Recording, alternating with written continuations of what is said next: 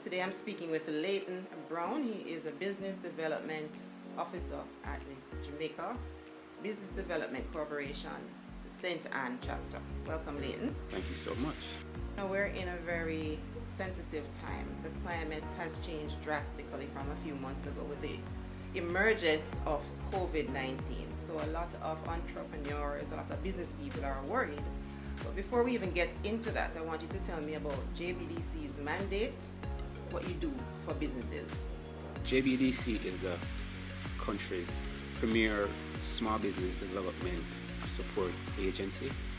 We're mandated with providing assistance to micro, small, and medium-sized businesses in helping them become established.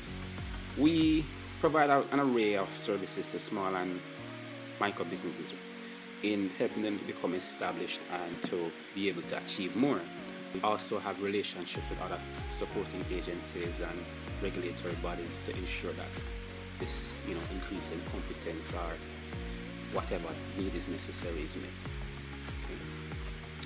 Regardless of the stage of the business, whether it is, a startup or the ideation stage, or it is something that is seeking to reach export markets.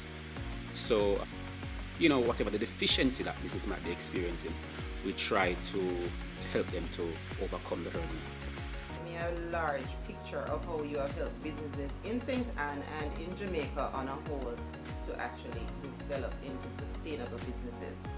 All right, we have several programs, several different types of interventions, and we have many different competencies. We have engineers, food technologists, we have all sorts of specialists who we allow access for any client to get in touch with. We also have external relationships with bodies that are regulatory or bodies that are designed to provide any kind of assistance, be it technical, financial, etc. So there are so many different cases and ways that we have intervened that is hard to describe. People might want the design of a logo. People were not meeting the standards of Jamaica Bureau standards. People are trying to access funding to tap into export markets. There are so many different types of cases and ways that we've helped.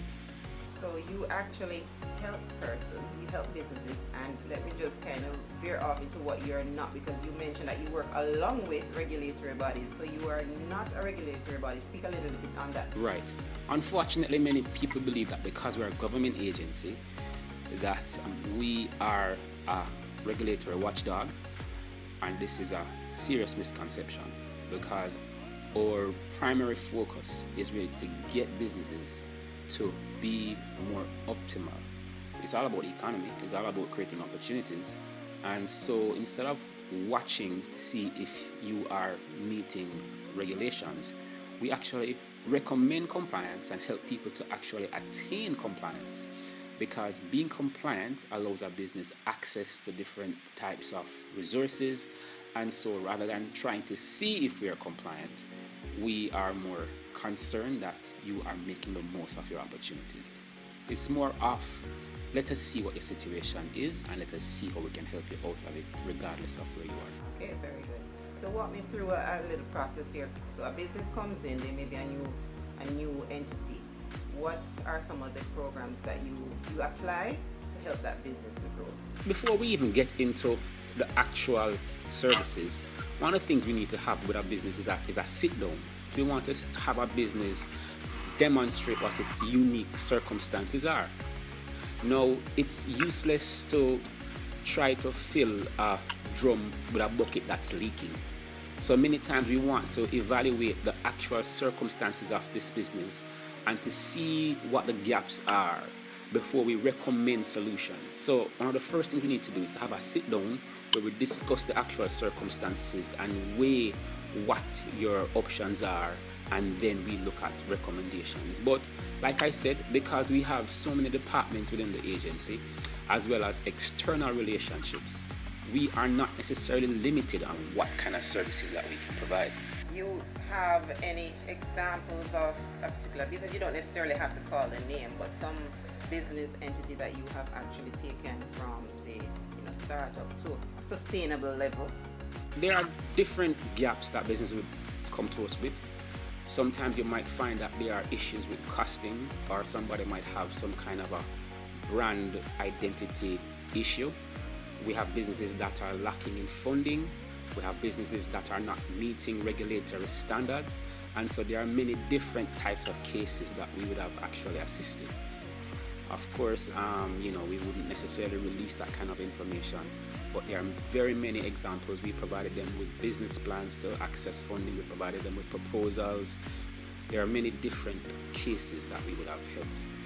There are businesses, I must say too, that have, accessed significant funds because of their own potentials.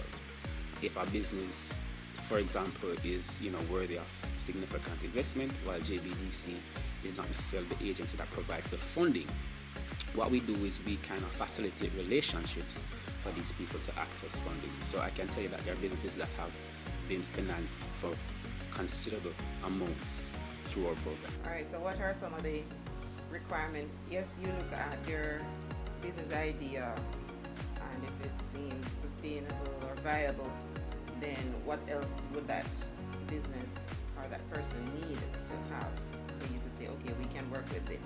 Well, we have different tier programs. We've been rolling out a new approach, especially since April of this year. Unfortunately, similar timing as COVID-19. However, our program still previously had been a tiered program where it depends on the position of the business. Even if somebody doesn't have a viable idea and this business is not registered, then we also will have a kind of intervention to facilitate discussions and to provide advice. However, where businesses are registered, one, or two, excelling, we have different level programs and interventions for those. So if somebody, let's say, has an established business and this business has an opportunity, we will have monitoring programs where we will sit closely with the management of this business and will evaluate what the opportunities are, as well as develop programs for their growth. Right, you really are living up to your name, business development. Before I go into COVID, because I have to get to that, but for businesses that are mostly online based than virtual based businesses, I know that in the past a lot of institutions really did not accommodate those kinds of businesses, but I've heard recently that more and more financial institutions as well as business development institutions are accommodating that. How are you as a JBDC getting into that sort of assistance? It will be hard to say getting into, because it was never something that we had frowned upon as an agency. What we can say, however, is that online businesses are becoming more viable as our society develops. So we, like any other business, we consider the circumstances of the business and we will provide the assistance as needed. Let me just add that once a business is legal, the circumstances of how the business operates is not necessarily a concern. We have home-based businesses, we have online businesses, we have businesses that are run on the side, we have businesses that are factories or whatever. There's no limit on what the business is. As long as it is legal, it is something that we are willing to accommodate. Specify for me some training programs that you do have in place. It's all unique.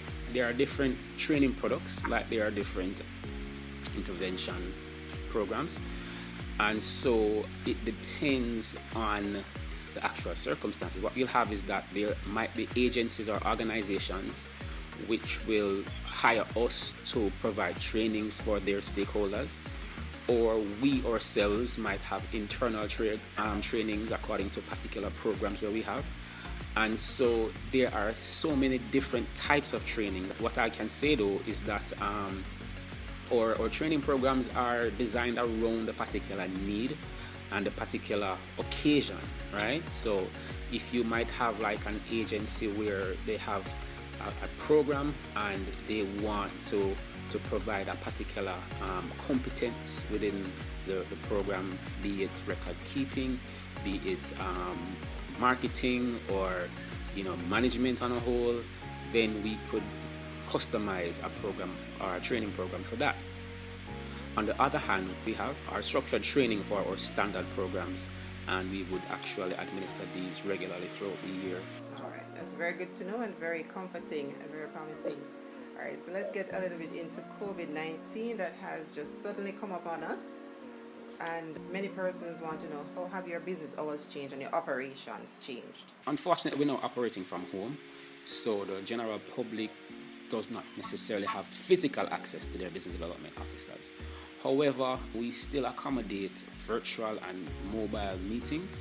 So as long as we make contact, then we can actually schedule intervention programs and see how we can help a business to reposition itself. It shows your flexibility, and I'm sure your customers will only appreciate that.